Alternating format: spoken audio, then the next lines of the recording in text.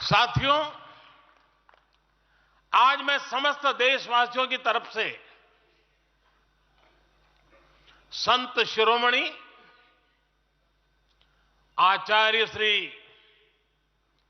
108 पूज्य विद्यासागर जी महाराज को श्रद्धापूर्वक, आदरपूर्वक नमन करते हुए श्रद्धांजलि देता हूं।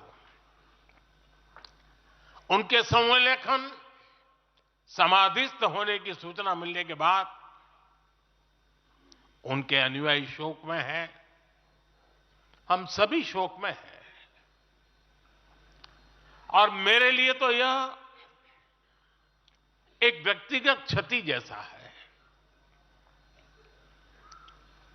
वर्षों तक मुझे व्यक्तिगत रूप से अनेक बार उनसे मिलने का, उनके दर्शन करने का, उनके मार्गदर्शन प्राप्त करने का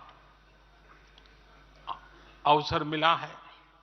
कुछ ही महीने पहले ऐसा ही मन कर गया था, मेरे प्रवास कार्यक्रम को बदल करके बहुत सुबह सुबह मैं उनके पास पहुंच गया था। तब पता नहीं था कि मैं दोबारा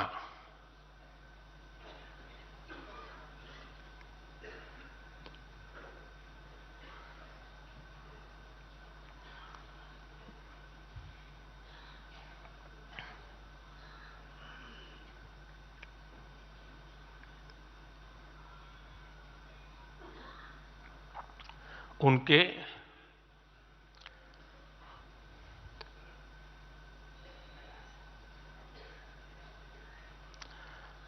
दर्शन नहीं कर पाऊंगा।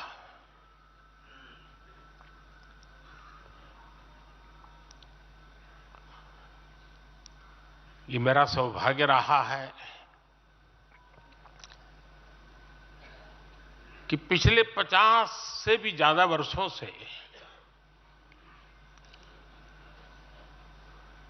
मुझे देश के गणमान्य आध्यात्मिक मूर्तियों के निकट रहने का, उनके आशीर्वाद पाने का अवसर रहा है। और इसलिए मैं उस आध्यात्मिक जगत की उस शक्ति को भलीभांति जानता हूं, समझता हूं, अनुभव करता हूं।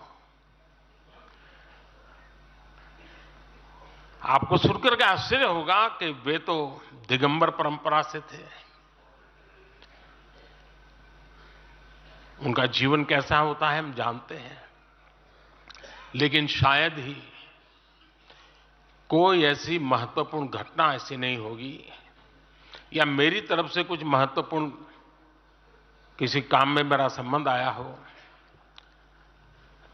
24 घंटे के भीतर भीतर उसका एनालिसिस करके मुझे उनका संदेश आता था। यानी कितने जागरूक थे।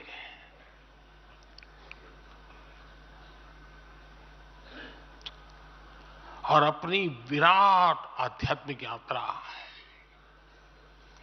और उसके बाद भी वो हम सबको हमेशा प्रेरणा देते रहे हैं। जीवन भर उतनी सौम्यता के साथ उनका लोगों को मिलना, उन्होंने हमारे युवाओं को परंपराओं से जोड़ा, गरीबों तक शिक्षा और स्वास्थ्य की सुविधाएं पहुंचाई। उनका पूरा जीवन उस व्यक्ति के लिए प्रेरणा जैसा है जिसने गरीबों और वंचितों के लिए काम करने का संकल्प लिया है। आज जब भारत प्रगति के पथ पर आगे बढ़ रहा है, मुझे विश्वास है कि उनके सिद्धांत और उनका आशीर्वाद ऐसे ही भारत भूमि को प्रेरणा देता रहेंगे। साथियों, पिछले 10 वर्षों में भारत ने जो गति हासिल की है, बड़े लक्ष्यों को प्राप्त करने